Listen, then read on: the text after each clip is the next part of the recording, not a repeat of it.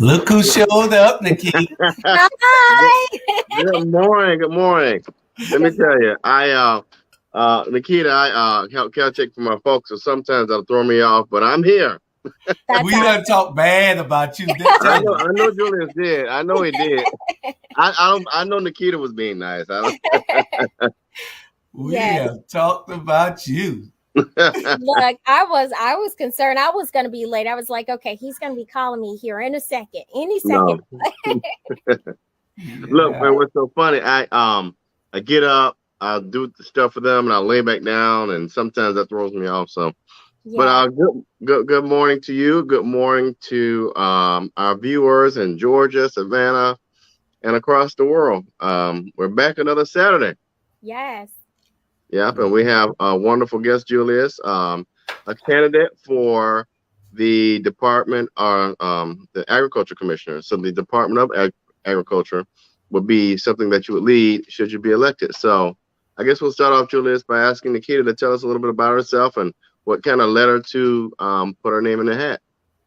Yes, awesome. So, again, my name is Nakitta Hemmingway, and I am a Georgia native. I'm a mother of four, married professionally. I'm a cut flower farmer, a realtor of more than 20 years.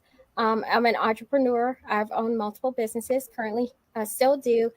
And I'm just passionate about bringing change to Georgia and making sure that everyone, regardless of socioeconomic background, regardless of citizenship, if you call Georgia home, you have the best opportunities to live life on your terms. Um, I never saw myself as a politician. I grew up, I'm from Savannah, and I grew up in the metropolitan area, metropolitan Atlanta area. It was my mom. I have a sister and brother. So it was a single parent home. And one of the things she taught us is the importance of showing up for your community. And it's not a dollar amount attached to it, it's a heartfelt action. And regardless of who you are, where you are in life, you have the ability to affect the people around you and be a leader, and that has echoed through every aspect of my life. And I see it not only in my siblings, but also in our children, because our children are starting to show up, and they're all different ages. And by the way, my kids, 24 to 4 years old. And Okay. Wow. it matters. So I'm just happy to be here on the show. I won't say too much. I'll let you guys ask me the questions and respond to those. But this is an opportunity for us to really get it right and to show up, and that's why I'm here. Well, we won't have a problem with anything you do or say as long as you don't tell people, especially Dr. Jamal Torre, anything about what high school you You attended know, you one say year. just like me. I was going to ask that very next question. No, we can't let her say that. I already know.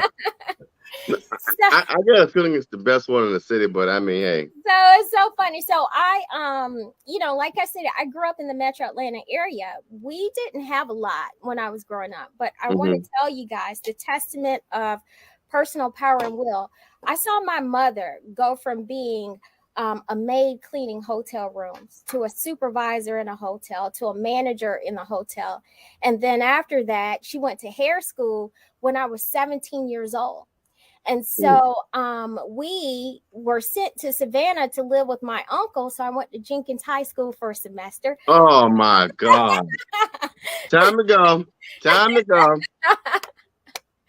But You lucky we not gonna hold that against you. Yeah. you can't Yeah. hold that against That me. was my donation right there. But in telling her story, she went on to become a hairstylist. She owned her own hair salon for 20 plus years, and she retired at 59.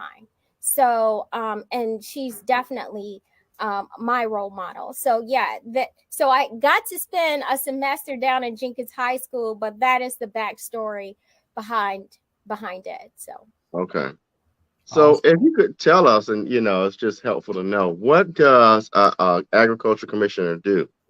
So agriculture commissioner is the second most important race in the state of Georgia because agriculture touches on every aspect of an individual's lives. In Georgia, it is our number one industry. It contributes more than 70 billion to our economy. It creates more than 359,000 jobs. But anything that relates to you personally, like food security, the environment, the goods that, make your clothing, fuel your automobiles, all of that stems from the space of agriculture. And even the seafood industry down in Savannah is connected to the agricultural space. So this is a very, very important race. There are some amazing things that we can do in this seat to build Georgia to be stronger and more profitable. Very cool, very cool. So, one of the things that I had a chance to do last year with Daniel Blackman was kind of go throughout the state and meet people as we connected for Public Service Commissioner. How has that been for you, given now that we're coming up out of COVID, right? Yeah. But still kind of living in that space. How does that look for you in your campaign? So we're following, definitely COVID-19 protocol safety guidelines, but by no means is it keeping me sitting behind my computer screen. We're getting out, we're meeting folks, and we're keeping it within their comfort zone. But more importantly, I think it's important for people to see me in physical, real space and to know that, number one, not only am I here, but ironically, I've always been here. And two, change is more important than just staying stagnant in this. So we're being strategic about our activities, keeping health and safety in our mindsets, but we're also just making sure that we actually get out in these spaces and stay engaged and get connected with voters. Awesome. That's awesome. So you're trying to be the 17th agriculture commissioner in the history of the state of Georgia and the first Black, correct? So not only am I the first Black, I would be the first woman in the state of Georgia, and I would be the first Black and the first Black in the United States and the second woman in the United States in all of our history. Yes. Wow. See, that's history that we need to be a part of. Yes, it is. Absolutely. And let me tell you how profound this is, not only just for me, but for the people of Georgia, because I'm fortunate in that I've been able to trace my ancestry back to the first slave. Her name was Sack that came here. I'm Gullah and Geechee, by the way. And my ancestors who started off as slaves became rice farmers in Georgia. Most people don't look at the fact that Georgia was founded upon agriculture. This is our foundation.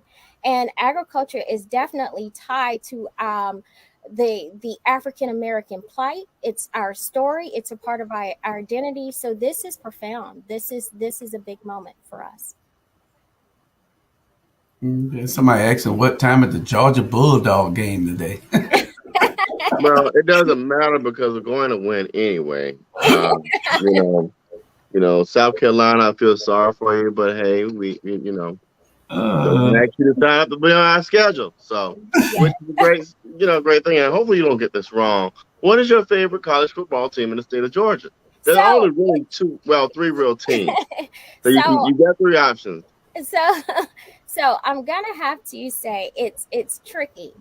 Georgia, I actually have a cousin who, D'Angelo Tyson, really? In Statesboro. Yes, he's my cousin. He played at Georgia and then went on to play for the Ravens. And then my brother actually played at Georgia Military College, at Georgia Southern, and at Morehouse. So okay, you're back in my good graces. As long as you said Savannah State, Georgia Southern, or UGA, you're fine with me. All the other schools don't matter. The other ones don't matter. Definitely. And Georgia's in my backyard, by the way. Definitely Georgia. But hey, I support the other teams as well, too. The ones I mentioned. Okay. I hear y'all. Georgia Southern is my favorite, and then Georgia, then Georgia Tech. Nice. Tech So, is Tech is just around just for the I don't know. Now hush. and Hey, Yeah. that's Tech was killing it in the 90s. Like they were just crushing it. So I have hope. I think they can get back into the tops conversations. Yeah, we'll be nice to him today. So tell us a little bit about your vision and your platform as you kind of move throughout the state and campaign and tell people why they should vote for you. Yes. So my vision, it's centered around three things, which is education, opportunity, and resources. It is important for people to know that even though agriculture is the number one industry in the state, even though that agriculture is what our state was founded upon, 80% of the food we consume in the state of Georgia is imported. So what that tells you is that farmers from around the world are more profitable in the state of Georgia than Georgia farmers, and we've got to change that. This month is Hunger Awareness Month, and there are 1.1 million people in the state of Georgia that are living near hunger. 337,000 of those are children. One of the things for our campaign and what we've committed to is eradicating childhood hunger by 2025. Oftentimes when we're talking about, how do we address hunger? How do we address food security? It's not about the resources, it's about the policies. And when we have good policymakers who can find opportunities, create opportunities, and make things more accessible, that is how we change the narrative, and that is how we make life better for those. And when we're looking at rural development and advancing rural communities, it's very important that we recognize that proper nutrition plays an important role into the success of people. A person who's born into poverty without proper nutrition is 10 times more likely to stay in poverty, and it becomes a generational issue. So, but when you're giving them quality foods and you're giving them opportunity and access, they're able to pull themselves out of poverty and in that generational cycle. So the investments that we need to make in this space, we need to look at it from a spectrum of opportunities for Georgia: food security, economic opportunity, growing our rural communities, education. Those are all the things that are at the forefront of this campaign. And I believe that being a Georgia native, being African American, having even challenges myself as a farmer, and recognizing that we can do things differently, I think that's what this department needs, because it's been the same old system for 17 different ag commissioners, almost 200 plus years, and we can do better. We need a new perspective. Yeah. awesome. Yeah, but it's about time we got to get. But Black is not running again. Gary's running against Warnock. That is correct. First, Gary's running against Herschel. I don't know what's wrong with my man Walker. Then should he beat Herschel? I don't know what's wrong with my man Walker. Then he can run against Warnock. That's kind of strange, because you would think that the Republican Party would tell him not to run because that's Trump's boy. And Gary's jumping out there, I guess, and he's going to, if Trump is backing Herschel, Gary don't have a chance. Well, here's the thing in Georgia. You got the Kemp silo and you got the Trump silo. Both are pretty strong silos of people. So that's going to be interesting about which evil wins out of that whole setup. Well, we want to make sure that that he is out of Nakitta's way, so that we won't have no problem with seeing how to get. Who the guy we had on last week? The last was the other Democratic. What's his name? The other Democratic candidate was Fred Swan. Yeah, Swan. Mm-hmm. So you and Swan, we probably have y'all on so y'all can give y'all ideas on together before the election. Also, Okay. we could just do a simple race. I think a simple race where we just like a relay. Yeah. And, and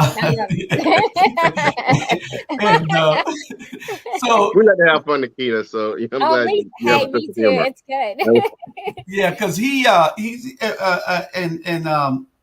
I didn't know anything. I think you were on a show with Jay about a month or so ago, when we had you all on, and Jay was moderating it for the Democratic Party, that it'll be great to and I knew about you, but I didn't know that you were from Savannah. So you get the nod from being from Savannah, Yes. But whoever comes out of that, that's who we'll be supporting wholeheartedly anyway. Off the Democratic side, I know I'll be. You I'm not gonna hold that you were a warrior for a few months against you. But she probably met Ray and decided I gotta go. Yeah, exactly. Exactly. So we're gonna be with you 100%. We and hopefully we can get a Democrat in that seat, you preferably. Since you're a Savannah girl, and we know that Savannah's gonna come out 100% behind you. Everything that we do here, we're gonna try to make sure that y'all are a part of. Thank you. And so that you can get on all the other shows. We have other shows for you to be on also. Okay. That has a good following. Keisha and Alicia, they're sitting councilwomen here. Awesome. And they have shows. So you might have to take a trip to come be on Alicia's show. It's on a Tuesday night. He said it. Let me just say this. Anytime I can spend down in Savannah sleeping on my uncle's couch, I get the best breakfast in the world. Wait a minute. Wait, what's being cooked? Because I'm at the, come meet you there. Oh, yeah. Well, he's good at omelets, but listen to him. He's the king of everything. But he's that's fine. As long as there's some shrimp and grits going on, I'll come over there and make sure I drive. What's your uncle's name? Gregory Tyson. Greg Tyson? Yes. Okay. We had a Greg Tyson that was a pastor here that passed a few years ago. Okay. Yeah, not the same Greg Tyson. But I don't think that's the same person. No, not the same. Yes, I'm a Tyson and a Scott. So okay, which Scotts? Good question. I can't tell you that. So Benji Scott, there is a Zachary Scott. He's I know Zach. Zach is married to my cousin. Okay. Oh Lord, y'all related now. Julius, I got a friend named James. James and Julius are related to everybody in Chatham County. I have a very large family. I don't think no family in the county, probably in the state, is bigger than my family. Okay. And I have a very, very large family. I can. So in Girard, Georgia, my mom's father is from Girard, Georgia. And here's a interesting fact. He was born in 1898. He played Negro Leagues baseball, but he is a Reddick. And he had 29 sisters and brothers. Wow. So, they run deep. 29, Robert. 29. Right. You probably know Bonzo Reddick. You know Bonzo Reddick. That's a Reddick. He's a physician. Okay. But being that you are from Girard, the Prescotts are from Girard also. Ask your family whether they know the Prescotts. They're good friends of mine.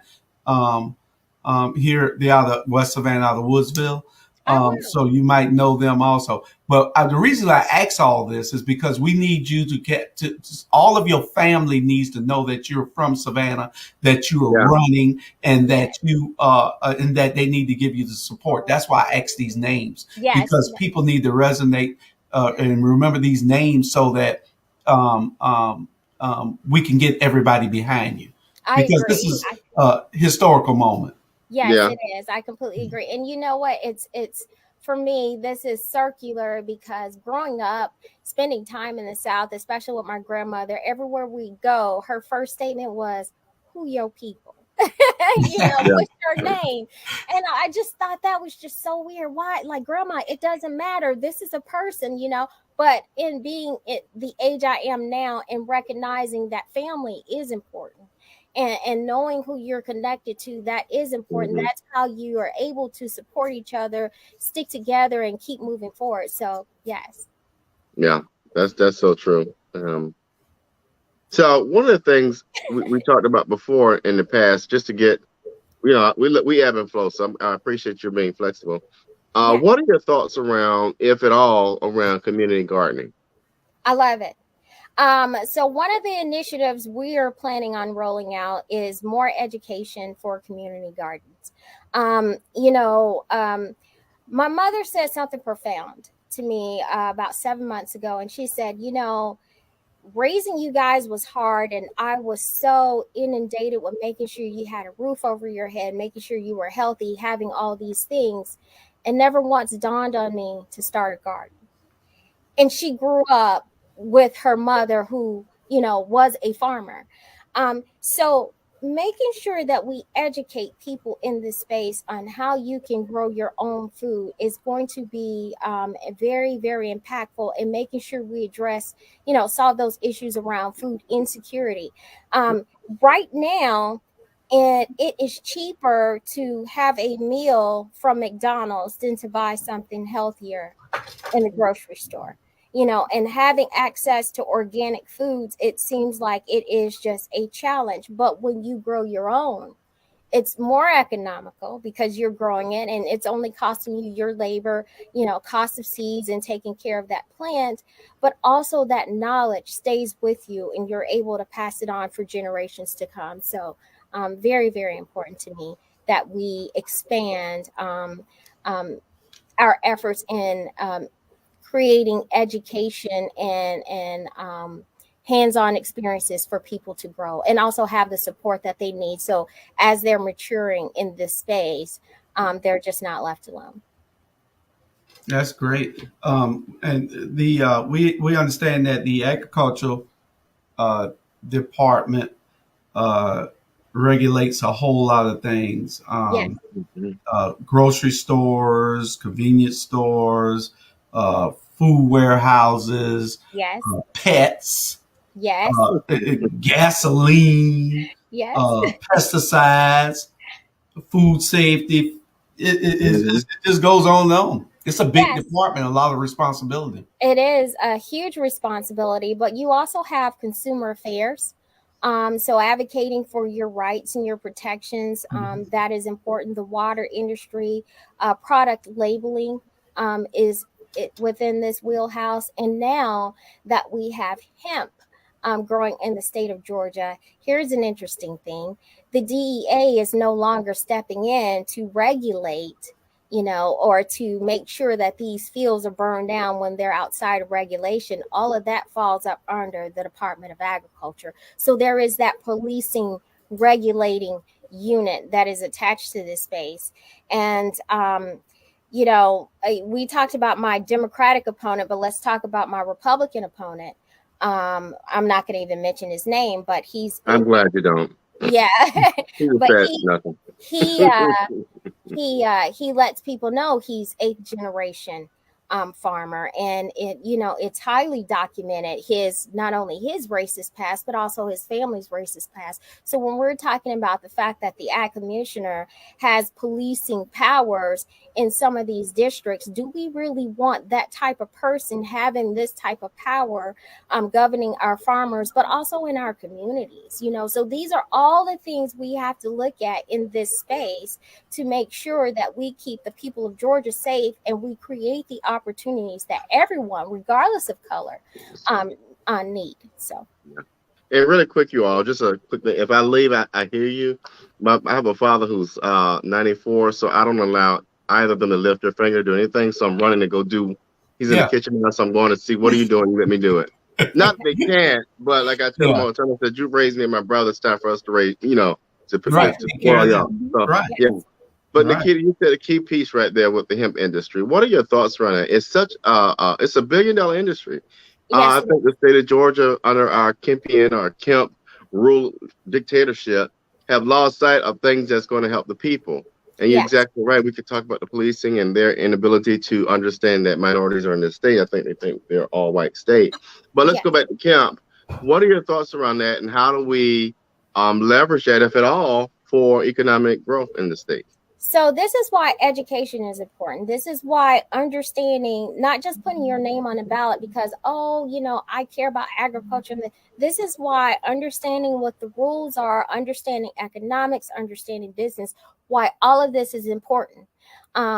So, and I'm going to get off my soapbox on that, but to answer your question, Georgia legalizing hemp for the cultivation of THC is a good step, but it should not be our resting place. It should not be our destination.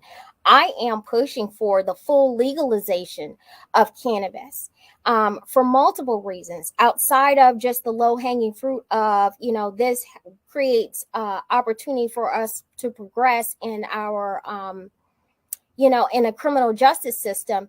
Hemp has over 25,000 uses.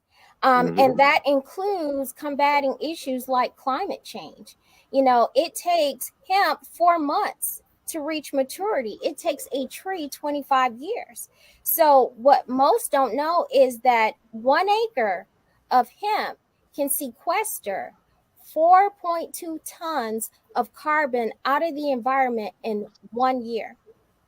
An acre of trees can sequester 6.5 tons out of the environment every 10 years. So in places where we have environmental justice zones, places like Waycross and parts of Savannah where you can't afford to wait to grow trees, it takes nothing for us to implement these carbon farming practices using products like hemp. Sunflowers is another people don't know about, and it can do great good for our environment. The other thing is hemp, when it's fully harvested, it can be used in a product called Hemp Creep, which supplements the use of concrete. It's not as strong, but it can be as strong with the addition of rebar. And what this does is now we are able to address issues within the building industry. Right now, we're having a global shortage on key building materials. And as a result of it, the housing market is through the roof.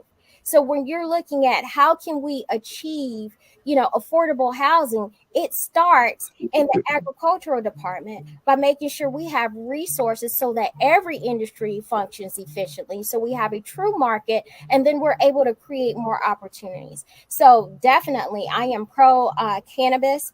And here's the other point. Being a flower farmer myself, I know it doesn't matter how many years you have in this space. When you're starting with a new crop, there is a learning curve of about 3 to 5 years. It takes the average farmer $500 to plant an acre of hemp. If that crop comes in above the 0.3% or 0.03% THC levels, they're forced to burn their fields. They don't get that money back. But if we fully legalize cannabis, you can then say, well, it doesn't meet the medicinal uses, but here are a slew of other uses in which you can sell your crop for. So we've got to look at this from a spectrum of issues and say, okay, this is why this is more important, and this is why we have to do it now. Yeah, I just think it's ridiculous. And people, and I said this when Fred was here, it's ridiculous that people just jump on a bandwagon of, oh, it's illegal. If you do your history, you understand why it's illegal in the first place. It was in competition with cotton. And back then, if you were in competition with the white man's cotton, then you were going to get your behind spanked. And so what other way to dilute that or get rid of it but to make it illegal? So now we got, but let's finish the story up. The story goes like this. Now we got our black and brown brothers and sisters in jail, in prison for a plant, for God's sakes, for something equal to oregano. And like you said earlier, now we're realizing, oh, there's good uses to this. Now we can make it legal. Interesting, right? But yet you'll let Buddy Carter go peddle opioids to people, and now all of a sudden that's okay. So but we won't get on that soapbox. So look, I'm going to take you even a step further with that. So one of the things people don't know is hemp is actually considered a superfood because it's a vegetable. Yep. Wow.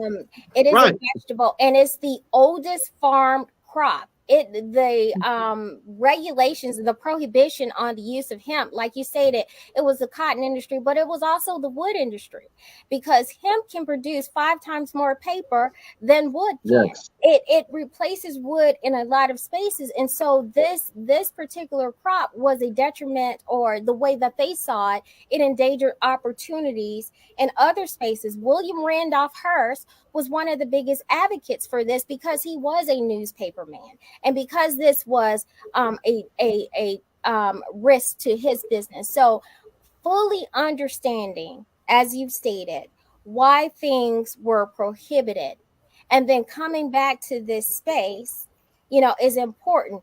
You could do some research and find out that the US government relied on hemp cultivation during World War II to supplement our economy.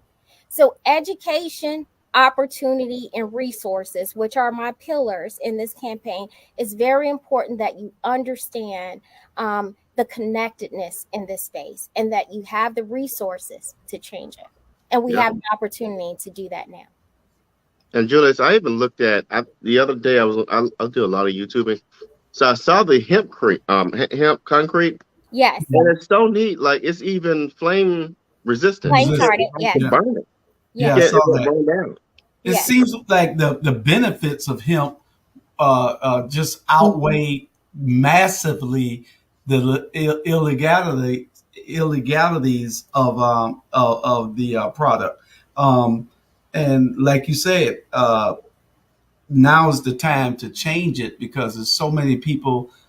It was in the way of cotton back then, and now you have so many things of superfood that has all these benefits that we could use. It's just crazy that they still want to find a way to regulate it so that everybody can't make it, so they can regulate it to the point where it's benefiting the states, I guess, instead of benefiting everybody else. You can't just grow it like everybody else grows it, or like you grow fruit. You can't just grow it like you grow fruit. So I guess that's the hurdle that we have to cross. Well, then, and there is another perspective to this.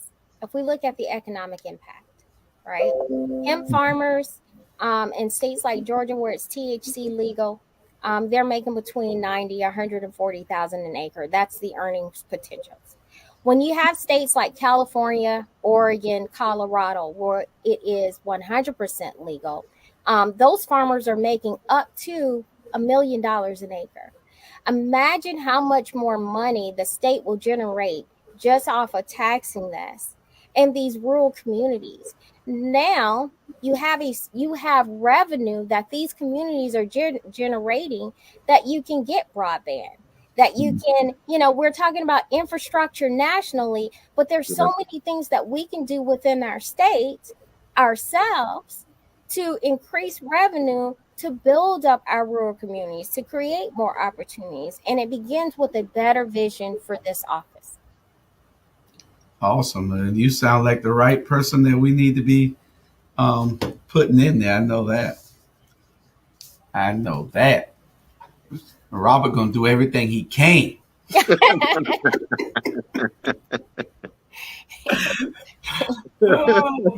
Hey, yeah. We definitely got to show up. The reality of this, and it's it hit us hardest the most in 2020, and we're seeing it, is that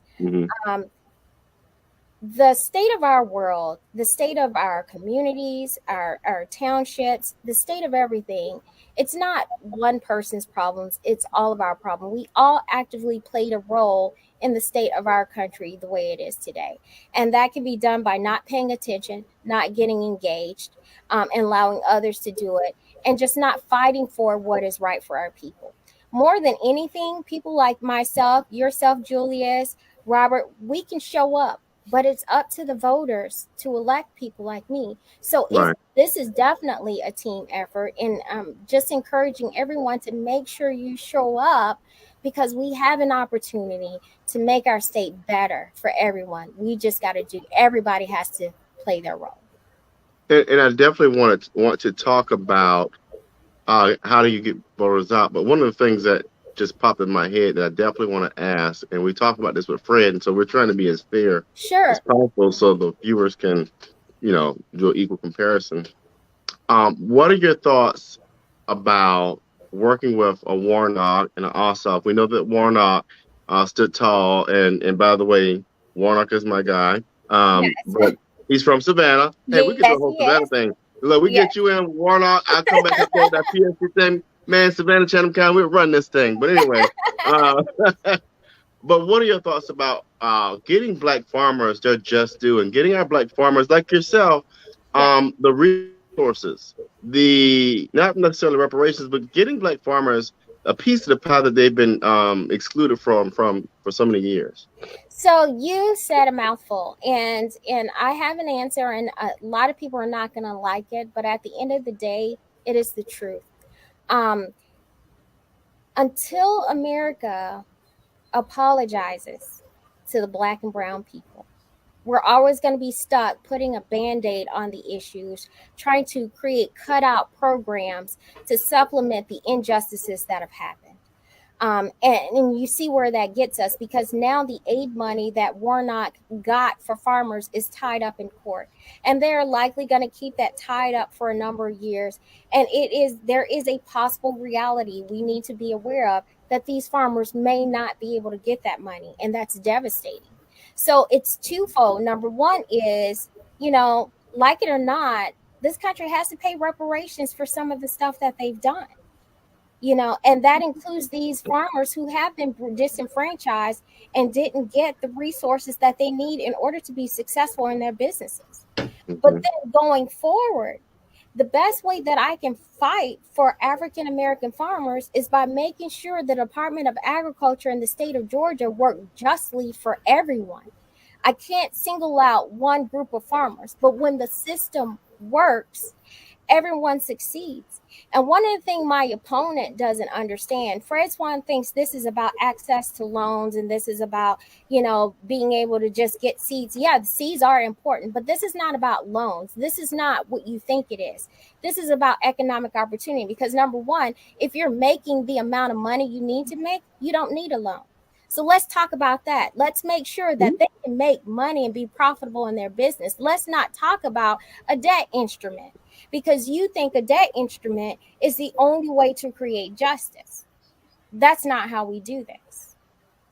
You want people to understand, to be able to succeed and be successful. This is how you do it. If you want to pass regulation around agritourism, which creates opportunities for farmers to be independently successful and not have to rely on government subsidies, then you're going to need someone who's sitting in that agricultural commission seat who has a background in travel, who understands agritourism. And by the way, my first business was a travel agency. And I owned that for 3 years before it went under due to the dot-com boom. If you want someone who's going to understand that we need more entrepreneurial opportunities, that this is even bigger than our farmers, because oftentimes at these farmers markets, what often coexists is micro enterprises. So you have people who make soap and people who make jewelry and do all these different types of businesses. They thrive off of that. They're ag adjacent businesses, and they need more opportunities to be successful. So in order to get there, you have to have someone who has not only an entrepreneur's heart, but an entrepreneur's vision. And I've been an entrepreneur since I was 21 years old.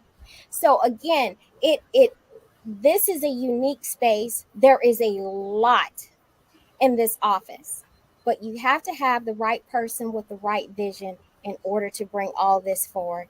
And that is what we need. I appreciate that. I appreciate that. I'm sorry, just let me just give her a compliment, because I love the passion you just showed. And the other thing I like that I don't see from many, and you're not a politician, you're a public leader. Let me relabel you. You're a public leader. The difference between a politician and a public leader is a politician blows hot air with no ideas, right? You just showed a passion that I can really appreciate. And the other thing you showed me that too many don't have is that you're willing to stand on your own when the idea may not be popular. So I just want to tell you I appreciate that. And it's crazy, and that's what you just said just now for the last 4 or 5 minutes needs to be said every time you go anywhere, because Robert and I were thinking the same thing, the exact same thing. That's why I put up this comment from a viewer. Malvie said, she sounds like a progressive Democrat we need in office. And I was just, Robert, right before you, I was about to say the exact same thing, because girl, if you ain't agriculture commissioner, we can get somewhere. Just like she was on there preaching. She was preaching. I started doing my time. We need you somewhere. You are awesome. I mean, seriously. Thank you. You are very articulate, very intelligent. You have a sense of caring, and wanting to make a positive change, not to go and sell out. A lot of people just want to go into these offices and be about them, and they think that it's all about them. But we see and we hear, and that's what people got to start doing, opening their eyes and opening their ears and listening to what a person says. You can tell whether it's about them or whether it's about the people. And with you, we can tell it's about the people. And we need to get your voice and you out there on everything. I hope that all the women, Keisha Gibson Carter's listening, all the women, Alicia Blake, Jay Jones on his show, It Is What It Is. I know the three of them better be watching. Yeah. You need to be on all these shows talking, and we're going to do whatever we can to facilitate that. Look at this. Look at you get all kind of compliments. If y'all feel so good, y'all better be donating. You better donate. That's right. Donate. Donate. Y'all better pass the hat now. Hey. Make sure you send your signs this way so we can put them in our yards. Hey, Jay has signs, so if he has any, light them up. Jimmy J say he had no Jimmy signs. J, where you at, Jimmy J? If you listening, Jimmy J, you need to get on here and tell everybody where they can pick these signs up from you at. Yes. Okay, Jay. Jimmy J, hold him now. Now, James, in all fairness, James is an awesome person. We pick on him because we love him. So that's my boy. He was up late last night. They been not run up on Jimmy J. So we jump folk down here. Hey, Jay's my brother. Jay's a good man, so he's awesome. That. And he has a phenomenal tribe, a beautiful wife behind him. I mean, he's just phenomenal. So. We ain't gonna tell you what he said about you last night, though. It better been good, because I'll call him up in a minute. but and this is the thing that James that he works on a lot, and I'd love to get your feedback. How do you get those voters who have typically not engaged with voting, or don't understand voting, or don't want to vote, like here in the first congressional district? We have a huge, like over 70% that didn't vote in the last election. How do you get them inspired and motivated to come out to vote? I believe like this moment, you show them the connectedness of why this should matter to you. You know, one of the things I do, every platform that I have, that is the first thought, is how do I get you excited about this race, and how do I help you understand that your participation is not only needed but required? Because it is not a solo effort. We're in this together, and it doesn't work if we all don't show up. You can hoop and holler all you want. We can talk about police disenfranchisement, but let's be real. How many of our boys are actually signing up at the police academy? Because, you know, our oppressors, they always show up. Ooh. Think about that. They always show up, and they won't get in these positions of power. They won't be able to negatively impact your life if they're not the ones showing up. So now we've got to show up. That's it's funny that you said it, and that's one of the things that I preach to hire locally, because these people know the communities. Yes. When you hire somebody from Nevada, North Dakota or Wyoming and South Dakota, and you bring them in here to police area and an environment that they're not used to, then they act in a way that is foreign to us. Exactly. And it could be detrimental to us. And so that's one of the things that I preach every day too. So it's funny that you say that. We need that. Yes. Yeah. But like I said, Nakitta Hemmingway for governor in 4 years. No. Stacey might have something to say about that. Look, I know when to stay in my lane, and agriculture is my lane. Look. Now you see, Sherelle said, I just tuned in 10 minutes ago, and from what I've heard, she already has my vote. Your voice needs to be heard everywhere. Keisha and Alicia, y'all have this young woman on your show this week or next week, and we'll step up. Yeah, Teray, Dr. Teray, and Jay Jones. You're going to be, so just make time, because you're going to be on all our shows, and start talking to the people here so everybody can hear you, because you're very, very, very articulate Thank in you. what we need. Thank And you. I'm going to get in trouble for saying this. I know I am, but it's all good. So, whomever comes out of the primary the winner, I just hope this time that the Democratic Party of Georgia stands up and supports its candidates. That's Yes. something that we did not see in the last election, and we've got to do better than just worrying about the Senate and just worrying about the governorship. We got to start worrying about every last one of these seats, from Ag Commissioner to the Labor Commissioner, because they're very important. They impact people's lives on a daily basis. Yes. You're looking at Plant Vogel, and people don't even realize this. Plant Vogel, I don't even talk about this stuff anymore. Plant Vogel is delayed yet another 5 to 6 years, and that's another $10 billion Wow. on your bill if you're a Georgia Power customer. So, I mean, we got to do a better job, Democratic Party of Georgia. We need to find a leader at the head of that ship, and I don't care who gets mad. Somebody needs to lead the ship who understands what that looks like. Yes. Mm-hmm. And that's So I why. don't mean to drop your No, name, it's because I ain't getting okay. you in trouble now. No, you're fine. I mean, those you're entitled to your perspectives, and you Yeah. should say those because it's what you feel in your heart to be true. I think it should be heard. And the other thing is, this is why we've got to make sure that people show up and vote. You Yeah. know, I'm not going to tell you all of what I know, but I'll tell you this: it matters when you have people who actually are running for office. Study the job, because what Yeah. I can tell you is, I don't care what Democrat is on that ticket. In this race, there's only one person qualified to hold that seat legally, and that person's name is not Fred Swan. So I'm just going to leave it there. Because so if you're not voting for Nakitta Hemmingway, it's a wasted vote, because he will never, even if he won the Democratic primary, even if he won the state of Georgia, if you don't know the laws of the state, you don't recognize that he will never be allowed to hold that seat, because there's certain things he is supposed to have that he don't have. Ooh, So Julius, your turn. why it is important that we show up. Baby, you a sister. You don't play it. Yeah, and we're gonna get you on Mona Lisa Monroe show too. She got a Thursday Well, morning show. she done been around. She done been around Alicia and Keisha already, because she had an I said it moment right there. That was like Alicia Blakely. Well, she don't mind, and I love her for that. She don't mind saying what she gotta say, but she'll follow up when I said it. Yeah, I said it. She even got a T-shirt now, Julius. Yeah, I know. And she ain't gave me. By the way, Alicia, you ain't getting my T-shirt yet, so I ain't gonna mention your name no more till I get a T-shirt. Yes, I said it. She will tell you that, because she will give you the information the way that you supposed to have it. She's not hiding anything. She believes that the public should be informed, and she tells you.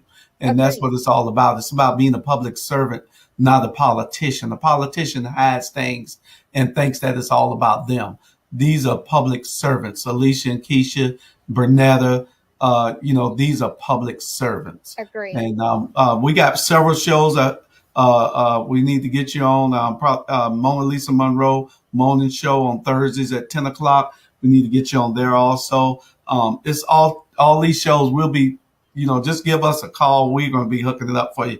We are ad hoc campaign committee here in Savannah. Hey, I love it. Yeah. Chatham County is what, the second largest? I know we're in the top 3 eligible voters. So, like I tell people all the time, Chatham County is very critical to anybody's success in an election. Matter of fact, if we look back when Joe Biden was running, Chatham County was that area that they were looking at to do all of this retabulation. So Chatham County really carries its weight when it comes to Georgia. We love you, Fulton, but we run it down here too. Yeah. Somebody said something about food deserts. What was that? I love co-ops. I love co-ops. I lived in Virginia for a minute, so I know. Yeah, co-ops are awesome. But go ahead. Sorry. Yes. So Rebecca, I touched on it a little, but not in the conventional sense. So I'll just bring it all home. One of the biggest challenges we have in the state of Georgia, even though it's an ag first state, even though, it is the most profitable industry in our state, creating more jobs, and we have over 68,000 farmers in this state. Farmers around the world are more profitable in Georgia because 80% of the food we consume is imported. So making sure that we have a plan to get Georgia grown products on the shelves in grocery stores in every category and get premium placement, that is something that I'm committed to working on. The other thing I'm committed to is ensuring that we have a locals farmers market in every county in all 159 counties throughout the state. Because it's not just the farmers that benefit from it, it's also the small business owners that benefit from it. And it builds community and it creates access to locally grown foods. And then the other aspect we're committing to eradicating childhood hunger by 2025. And the parts of the ways that you get there is, number one, educating people about programs that already exist, which is the SNAP program. That should be in every pamphlet that you get. It should be on commercials and TVs to let people know that, hey, you're getting SNAP benefits and it's double at a farmer's market. So let me tell you why that matters. Because right now, SNAP benefits, they give you about $1.86 per meal per person. That is less than the national average of $2.39 or some odd cents per meal per person. And so people are thinking to themselves, well, my SNAP benefits are not enough. Well, let's make them enough. And let's make sure that the stuff you're buying is actually quality nutrition. So when you go to a farmer's market, you're getting 2 for 1. So it doesn't matter what the government's paying out. You're getting better, fresh, quality foods. The farmer and the other businesses in those markets are benefiting. And then we're growing community. We're making sure that the state of Georgia is more profitable and we're keeping more of our dollars in the state. So to answer your question, the problem around food deserts, it's multifaceted, and it's not just going to happen with just saying we need more farmers market, we need more of this. We need to look at this from a spectrum of things to make sure that the people of Georgia benefit the most. And that is awesome, because one of the things that hit me the most is that we need young, like Melvie said, progressive Democrats that want to make a difference in our communities. Yeah. And one of the things that bothers me a little bit is we got great people like Robert right there. Robert had 2 million votes when he ran for Public Service Commission. We got Jay Jones. We got Daniel Blackman. We got Marcus Thompson. We got some great people that will be great leaders that are younger, a little bit younger than me. I'm 36, so they're a little. But and the thing is that I'm gonna say something. I'm gonna see if y'all catch this. What's the dog name? Coca-Cola. His name is Coke, but it's short for Coca-Cola because everybody thinks cocaine. No, it's not cocaine. It's Coca-Cola.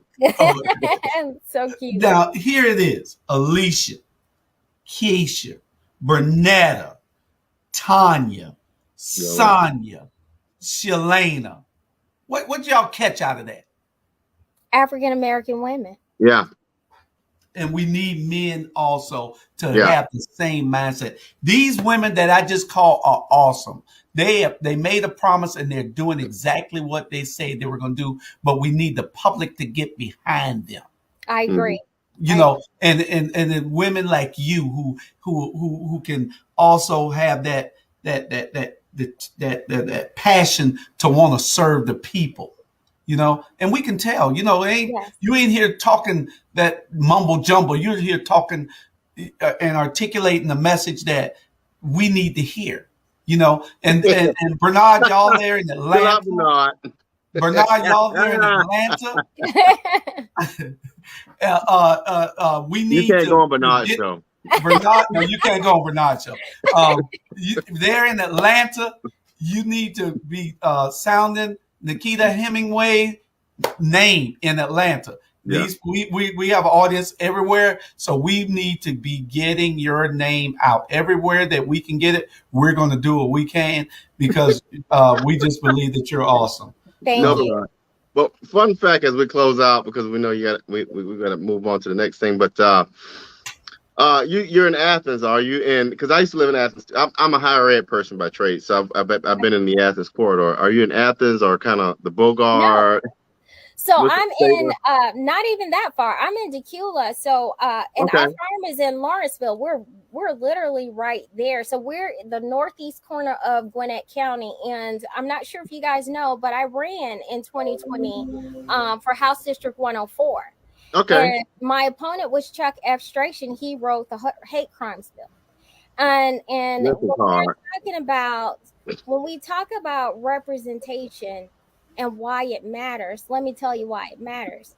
In that race, my opponent sent out a flyer with NAACP and African American leaders on that flyer as if he was given permission to send that flyer out to confuse voters. And he actually had to issue a formal retractment of that, apologizing for that, because that's what happens when we don't elect people that represent, who genuinely represent us. They silence us by stealing our voice. Yeah. By saying, I recognize you, I'm going to create these opportunities for you, and it's only about creating opportunities for them. And by the way, he raised 1.3 million. We raised 160,000. And I want you guys to know that we were 779 votes shy of winning that race, despite the money he had, despite the name recognition he had, despite the fact that he was he sponsored that hate crimes bill. We did that because we showed who we were and we showed what we stood for. And that is what is important. We got to make sure that we show up and we support the right people for the right seats. That's correct. How many votes that was? 779. Man, all we needed was 300 and about 70, 80 of those. Yeah. And we got, that's what I was important. Yeah. Now, I was telling somebody else the other night, it's important to get out the vote. We think our one vote doesn't matter, but it matters. It matters. It's a 1 to 3% difference, and your lives are impacted every day by that 1 to 3% decision mark. So yes, and here's another part that is very important for the now. In 2018, House District 104 was gerrymandered. When my team and I processed those numbers, it was that split precinct where we lost our opportunity. This is a redistricting year. And so we understand how that's going to impact us locally and countywide. This is why you always got to show up for every election, because this could be the difference of healthcare for someone. This could be the difference of education for someone, or the difference of a business being able to launch in a particular place. All these things matter. All right. Well, we thank you for coming on, Nakitta. I'm sure that Julius and his team are going to reach out about the other shows. And whenever you're in Savannah, let me know so I can come over and have shrimp and grits made by your uncle. He's gonna love that. But thank you for having. Great to hear from you, and we love to hear more from you. And Jimmy J, if we don't have a sign on Monday morning, you're gonna have some full flat tires. So we just want you to know that. Yeah, we're gonna make sure that we get that information from Jay so that we can tell everybody where we can get your signs from. This today, we're gonna have that information today. Sounds great. How can people get in touch with you and your website and all? Yeah, so my website is easy. It's NakittaHemmingway.com. I'm on Facebook, Instagram, and Twitter. And if you can't remember all of that, just Google me. I am fortunate and blessed in that I am the only Nakitta Hemmingway in the world right now. So you're going to find me. That is awesome. You're the only one. I am a chemist at University of Virginia, so hey, I love it. Yes. Well, good to have you, Nakitta. Any more questions, Julie, before we move on? Or no, we'll just get with us. We'll send you our phone numbers. Yes. And emails so you can call us so we can get you arranged to be on all those shows. That sounds awesome. Thank you so much. Anything that says Bernard Brown, block it. Yeah, if you say Bernard Brown, block it. You can go on our Facebook page or our YouTube, and you can find all our shows. See which ones you want to be on. The one last night that Robert was on with Bernard, No, You I wasn't on that show. The Nature Boy was on that show. I wasn't on Oh that. yeah, Nature Boy was on that show. So you might want to look at that and see whether it's something. But you got people in Atlanta that would love to back you. Because see, they don't know you. But now they Yeah. do. Yes. So and we want them to get the word out about you. So we think you're awesome. So we'll be in touch and make sure if we don't get in touch with you in the next 24 hours, you knock our doors down. Oh, We got both our emails already. Yeah, Anyway. yeah. All Okay. right. Sounds good. Thank you so much. I enjoyed our session.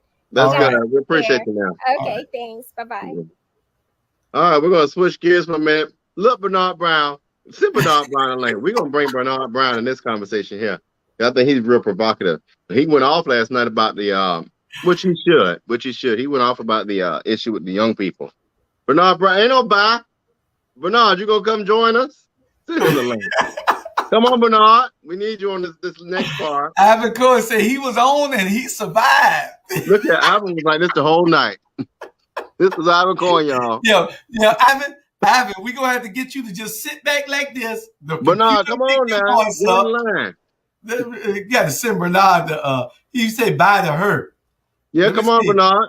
Bernard, Send Bernard those questions. Bernard might still be hungover because he was trying to Who's this? all night long. He was trying to all night long, so he might not be available right now, you know. And Jamal Nut Juice Touré.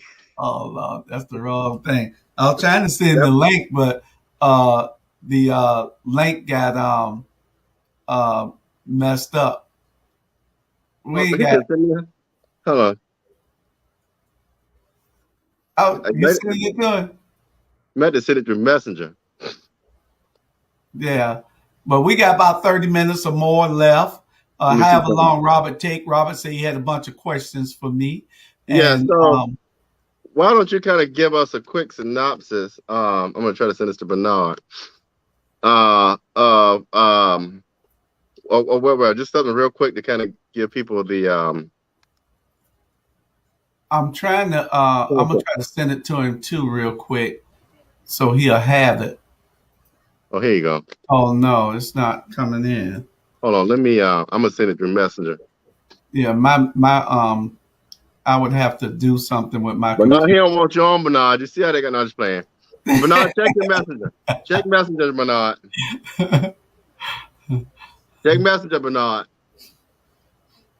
Boom. I don't know why he got on his profile picture, got that cross on like he the Pope. He told me he just got up. Yeah, we know. That's fine. I did too. If you know how to work magic, all you gotta do is make it work. Y'all make sure y'all share this show. Don't be afraid to share it. That young lady is awesome. She's a Savannah native. She lives up near Atlanta now in Lawrenceville.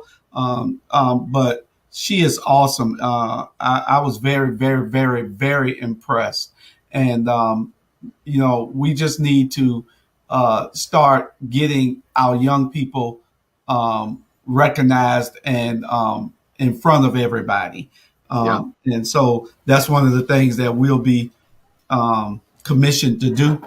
Robert, myself, Jay, and the rest of us. Mm-hmm. Marcus, and then I got a bone to people, Marcus Thompson. Marcus Thompson be around here posting these drinks and living the lifestyle, don't invite nobody. Don't invite nobody. And Milo had to slap him down yesterday. Yeah, and I forgot about Milo. If I didn't call your name, it's just that I didn't have it was a spur of a moment thing, especially those women, because we got other women that are serving also that's been serving for a while. We got Connie Hall, we got Deion Hoskins Brown, we got Tammy. Judge Tammy Stokes, we got Tammy Mosley, we got we got some awesome people. We forgot about Sister Mosley over there. Yeah, we got some awesome people. Irene Hines. We got people that have served and are serving now, rather. And we want to give thanks for their service also. But what we were saying was that those are the women just came off the top of my head that I'm around or that that I look at all the time. Oh, And so we want men to stand up also. We yeah. want men to get in the game.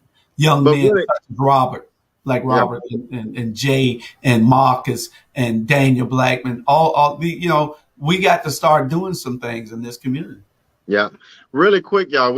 I posted yesterday. We got a special announcement, and then we'll jump in your piece, Julius. Trying to give Bernard a chance, but while we're waiting for the viewers to know, this will be the only platform right now that will have a debate, a conversation with all 4 candidates for House District Seat 165 to replace Mickey Stevens. SAV ain't got it, JCL ain't got it, but All Things Relevant Media has that debate coming October 9th. So tell your friends, family, and loved ones it's where it's going to happen. So if you want to get the real news, the real questions, send them in. October 9th at noon, you'll see that debate. Bernard said he waiting. He said he can't open it. Send it again or something. Tanya Milton. It's all kind. We got women serving and that are doing that stepped up to the plate and doing what they're supposed to do in the community. We just need young men to want to serve also. And the thing is not to wait, not to come out when it's time to run. Come out and work on somebody's campaign. Learn what they're going through. Learn the processes and the procedures, and then start getting into these arenas where there are debates and forums and meetings. Join your local political party, whatever affiliation it might be, so you can know the inner workings of these organizations, so you'll know how to move. That all helps, and that's what's needed. Yeah. So we'll go. We got 20 minutes, and Bernard, we love you, but we got to keep it moving. So we know that the Superior Court hearing was last week? Was past week? Thursday. And so if you could tell us what happened there and how did that align with what's written in black and white in the Constitution? Well, what happened on Thursday was my phone, your phone. It's probably Bernard calling you. Somebody else. But Thursday we had the hearing to the challenge of my qualifications, and what happened was we agreed to have it dismissed so that we can file the correct paperwork. The correct paperwork is being filed no later than 5:00 today, I would assume, sometime today or tomorrow. It'll be filed. Lawyers file electronically, so it'll be timely filed. And we hope to have a hearing before the judge in the next 7 days, hopefully. And so, before next Friday, hopefully, because we feel like this is a constitutional issue where you have two conflicting requirements in the Constitution, and it needs to be addressed and cleared up. We don't believe that the powers of the Pardons and Parole Board should be taken lightly. We believe that they were given those powers by the Constitution, and those powers were to remedy things and and give relief to disabilities immediately, not later on. Everybody wants to say that it's a later on solution, but it's not. They didn't have that. They gave restrictions in the order that they gave me, and the only restriction was to carry a gun. Had they wanted me to wait 10 years, they would have said so at that time in that order. They are smart people. They know how long I've been home. If they thought that was one of the conditions, they would have put it in the order. And that's all we're saying. The paper and the news, they want to sensationalize everything. They want to run back to 30 years ago. We're not worrying about 30 years ago. We're worrying about the next 30 years. So if they're saying that it's been that I've been disqualified, well, technically I have, but my appeal process is ongoing. So y'all look to hear, and we'll see what God has to say about that in the next few days. And so, I mean, does this to you, and I'd love for the supporters to jump in, especially those from Fort Wentworth. Does it equal voter suppression if you're not on that ballot, or if there's some thoughts of maneuvering by those who are already in power? Well, and you're absolutely right with the voter suppression part of it. My rights were restored, so that makes me a whole citizen. I mean, I always thought of myself as whole, but according to the Constitution, it makes me a whole citizen. So the Constitution is there to protect my rights. The Constitution is not there to hurt me. It is there to protect me. And being that I am a citizen, the Constitution should apply to me to help me instead of hindering or hurting me. So we're asking the court that they look at that in that light, also most favorable to me, being that I am a citizen with my rights restored. So it gave restrictions in that order, but one of the ones is what they're challenging me on. So we're saying that it's an immediate relief to my disabilities.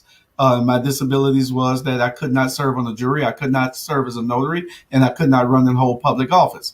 This order gave me immediate relief, and that's what we're arguing. Now, the Constitution, on the other hand, says something a little different, even though the Pardons and Parole Board is a constitutional entity and has those powers to give me my rights back immediately. The Constitution also has one word in it that says "and." So it's conflicting disqualifications, disabilities, and it's conflicting reliefs. So we need to get all that settled. And I think the only place that can technically handle it is the Georgia Supreme Court.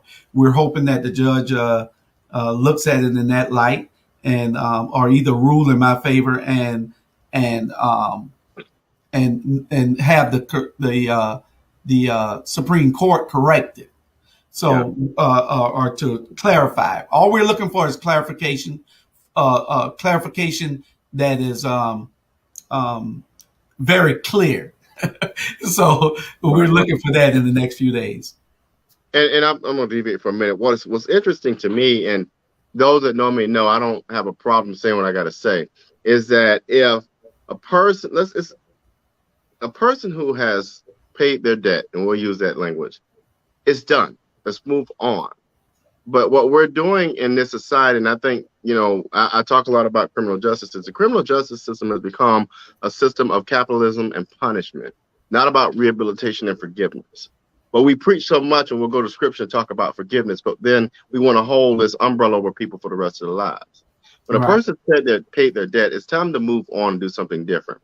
What we do now, if I get a speeding ticket, or if you all who are watching get a speeding ticket, you pay the fine, you do whatever, and you move on. It's done. But if we were to akin it to the situation we're in now, or what we see with what we want to call felons, we pay that ticket, and then every time you get in the car, you got to pay another $200 fine. Now, is that really fair? So what I'm saying is, when a person has paid their debt, when that particular sentence or what have you is done, it is done. Restore every single right, unless it's a violent crime or a crime like rape or something like that. It's one of the things that I stand firmly on, and we need people in office to understand that we've got to do different than what we've done 100 years ago. The laws on the book were written for the time they were written in. It's time to reevaluate, and we have a bad habit of not reevaluating things. I say this all the time. We've got to stop even placing people in jail who don't commit violent crimes. We are only hurting ourselves, and we look damn stupid doing it every day. And so it's one of the reasons why I support our current district attorney. She's a forward thinker. She understands these things. But we as a community have got to stop trying to demonize people for things that, A, don't hurt a person, and B, when it's done, it's done. If a person has paid their debt or whatever the fine was, move on, let it go. And like you said, Julius, it's time to, it's in the past. How many of y'all are in situations or relationships and want to go back to talk about that relationship with your current spouse in the room. You don't. So why would you do it to somebody else? Yeah. Once paid, a debt is no longer a debt. And if you paid your debt to society, it's almost like double jeopardy when you have to come out and do something else on top of what you've already paid for. Um, and what we want to do is be able to have people to live a model life after they get out. These returning citizens need a way to say that I'm engaged, I'm involved, I can help, I can rectify any wrongs that I've done in my past. And I want to be a role model for younger people coming behind me. And that's what this is about. It's not about Julius Hall. I'm not doing this. Hell, I didn't want to run. I didn't. The Spirit led me to run. I was put in a position where we either run or don't have anybody else running for the position. So, and I felt like, so I prayed about it, and this is where God has me. If I get it, then that's what God wants for me. If not, then we'll keep moving and pressing and making sure that this community gets better one day at a time and one person at a time. So, and let's add to that. I honestly say, especially to our lawmakers and all of that out there and law enforcers, if we want to keep the current system as it is, fine. You want to hold a debt against somebody, wherever, fine. Then exempt them from taxes. If you're telling these people that they cannot participate in the system in which they live, then they should not have to pay money or taxes into a system in which they live. That's not fair. So if we want to be real about it, exempt those same people from taxes all around the board. Sales taxes, income taxes, state taxes, property taxes, exempt. So put your money where your mouth is. that's correct. That just how. But going, Ivan said that. And I agree. I got an idea. We're going to talk about this later. Maybe those blocking Julius need to hear this Bob Marley's Redemption song. They probably need to hear it, Ivan, but they don't understand the word. But Julius, I was going to tell you this. We're going to bring Tevin on once a month. We're going to break down the words of some of these songs, especially hip hop. Because if we listen to even today's current rappers like Lil Durk and Lil Baby, you'll understand some things a little better. But a lot of us listen, but we can't understand what the meaning of words. Right. When you put words in a sentence, that's a meaning. A lot of people can't get that. But back to your piece. So what's going on now with the campaign, and what are your hopes going forward?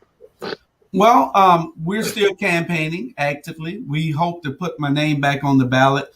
It was removed yesterday, and we're hoping that it goes back on Monday until we get a ruling, because there's some hard dates that we have to get by for the name to stay on the ballot. There's no need in me fighting this. If my name is not on the ballot, then I go to the Supreme Court and win.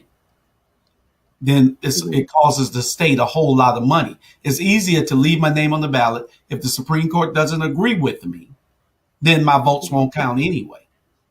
So I'll be disqualified. Don't matter if I get 10 times as many votes as my opponent, he'll still win. But we want to be able to be in the game, be in the process and be in the game, because you can't win it unless you're in it. So that's what we want to be able to have. If I'm disqualified later on by the courts, I'll accept that from the courts as from our final resolution, if that's what the Supreme Court says, or if that's what the judge in Superior Court here says, that that's what they see. So we'll wait that outcome, but we're actively campaigning. We are still knocking on doors and waving signs. I didn't go around taking my signs down because it's not over. The news press might want to make people think that it is, but it's not. So we'll see in the next 14 days. Mm-hmm, mm-hmm. So right now, we know that there are people in Port Wentworth that are resisting and engineering this. One in particular that blows my mind is, and talk about the news. You got the main character in this whole thing is in the center of a whole deal where you just magically got this $500,000 to run a tourism company, yet the tourism company doesn't exist. But I have yet to see JCL, SAB, TOC, or Savannah Morning News understand what does that look like. Yeah, What's going on. So you give it. So the mayor is giving his buddy $500,000 of taxpayer money. So there's got to be more going on. What's going on in Fort Wentworth? The same guy who brought the challenge against me, his company got a $500,000 tourism contract, and they don't even have a building to operate out of. They canceled the contract for the Chamber of Commerce that was here for the last 12 years, doing a great job, and were building and diversifying, and was ready to take the city into a different hemisphere. And they canceled their contract and gave it to some people who are not even qualified, and admitted that they've never done this before. And it's corruption on a level that is just mind-boggling, and nobody's doing anything about it. The GBI should be here investigating. I guess they have to be asked to come in, and I guess that's what somebody on the council needs to do, because this was a travesty. It was malfeasance of office. It was criminal for them to give these people this contract. So that's something that needs to be looked at pretty soon also. Yeah, and honestly, if all of that, I'm quite sure there's probably more going on, because when you have your finger on the pulse and you got a governor that doesn't do much but blow hot air and is in your party, they're not going to investigate. I mean, Kemp is not going to hurt his own. Kemp sat there and let Trump slap him around, and he still supports Trump. I don't know where they do that at, but hey, I don't know either. Kemp uses his knees quite well, so hey, you do it how you do it. Hey, loyalty can only go so far, and I don't know what's wrong with these Republicans. Ted Cruz did the same thing out in Texas when Donald Trump talked about his father, called his wife ugly. How the hell I'm gonna still support you? You talked about my daddy being a murderer and my wife being ugly, and I'm going to still support you. These Republicans take loyalty to a different level. No, you cannot. But I admire their loyalty, but you cannot be that loyal to anybody except God. That's a bit much. What is it? I think we got a question. Oh yeah, she said, "Look at this Bernard. Yeah, Bernard hiding behind the computer today." Let's see what these comments say. The fourth estate is not playing their part. Oh Lord. And honestly, and I don't know, I think we talked about this before. What is interesting to me, and I don't know the ins and outs of it, and so I won't go far, and that's probably the last thing we can cover. I don't understand y'all who are in Fort Wentworth, especially, any citizen can let this stuff go by. But there's a fifth part of the 5th district, which I'm the district captain for CCDC. Part of the 5th district is out there behind Fort Wentworth, and I don't know how you let that happen. So in my mind, it's the current leadership that either sold out or got a kickback or something, because you just don't give up that kind of real estate just because it's a nice thing to do. You say part of the 5th district? Yeah, I think the New Hampstead, that piece that's way up there where the warehouses are. That's Chatham, that's Savannah. So you know what I'm talking about, right? It's part of the 5th district of I believe so. It's that New Hampstead, yeah. But it's Savannah. It may not be 5th district, but I think I'm reading the map correctly. It's the 1st district. Okay. But I know it's Savannah, is what I'm saying. It's the 1st district. Yeah. Okay. And you're talking about in between Pooler and Fort Wentworth. Right. And that's what's the name of the thing? It's not Jimmy DeLoach, is it? Yeah, it's off of Jimmy DeLoach. Yeah, that's it. Okay. It's off of Jimmy DeLoach. I can't even think of the name. My wife represents that area. I can't even think of the name. Somebody will put it up there in a minute. Off of Benton Boulevard. Benton Boulevard. The Highlands. Yeah, there you go. The Highlands. The Highlands is the 1st district. Is in between Pooler, Garden City, and Fort Wentworth. It don't even touch Savannah, but it is part of Savannah. So I mean, where they do that at, I don't know. But my thing is this: at the end of the day, I think it's government overstep. I think it's nobody in the city who holds office needs to have anything to do with this, but we know that they're involved. but just put the names on the ballot and let the voters decide. The voters know what the information is. Let the voters decide. Yeah, let's do it's that. crazy because that's like saying that Atlanta can come on land in Port Wentworth, and then you have Atlanta police have to travel all the way here to police that. Savannah police patrol the part that they own in Port Wentworth. Savannah owns a large piece of land in Port Wentworth where nothing but warehouses off of this industrial park right down the street. And it's crazy. And if I'm correct, and I don't know this to be true, let's say they're traveling through Garden City, Port Wentworth to get to that property. Savannah police don't have any arrest jurisdiction. Now, the sheriff has arrest jurisdiction throughout the state. But do they really, like, let's say if they catch someone speeding or whatever on the way there, they can't really stop anybody in Fort Worth, Garden City, or any of that. If there's, I don't know whether they changed that. Back in the day when I was on the police department, we couldn't anything outside of Savannah. We couldn't do it. We didn't have jurisdiction on. But you're a peace officer of Georgia first, so you do have arrest powers in some instances. And I think they might have changed that where they have arrest powers throughout the state now. Okay. So they'll be able to do it, but I think they're advised not to. So I need to slow down then. Okay. Yeah, slow down when you're coming through Port Wentworth and you see a Savannah. Oh no, I don't speak to look here. I got a cousin that live right around the corner from you. I don't speak out of Port Wentworth. As a matter of fact, we got a little bit loud one night. I was like, I'm out. I don't need that answer. All right, well, we reached that time. We're gonna get out of here, and so hopefully we'll hear some better news from you next week or the weeks to come. Okay, we'll keep you updating you. Y'all will see it. But all just, stay prayerful and stay vigilant. And we're here and we're gonna fight and we're gonna press on, and whatever God has, that's what we'll be doing. That's right. And Jimmy J, we need our signs, buddy. Yeah, Jimmy J, get our signs to us as soon as possible. And like I said, those people whose name I didn't call, we're going to run across the whole list of all the leaders in this city who are doing great things, in this county rather, who are doing great things, because I got two here in Port Wentworth, Councilman Thomas Barbie and Councilman Mark Stevens. Awesome leaders. They are doing what's right for the people. So we're going to showcase all these people and let the people know to come on out. Don't be scared. We want some progressive leaders to step up to the plate. That's it. Derek Bauer, my man. So don't forget. All right, we'll see you next week. I forgot what we got on the list, but we know October 9th, we have the candidates for House District 165 at noon. So with that, we'll see you next time. All right. Good night. I messed that one up.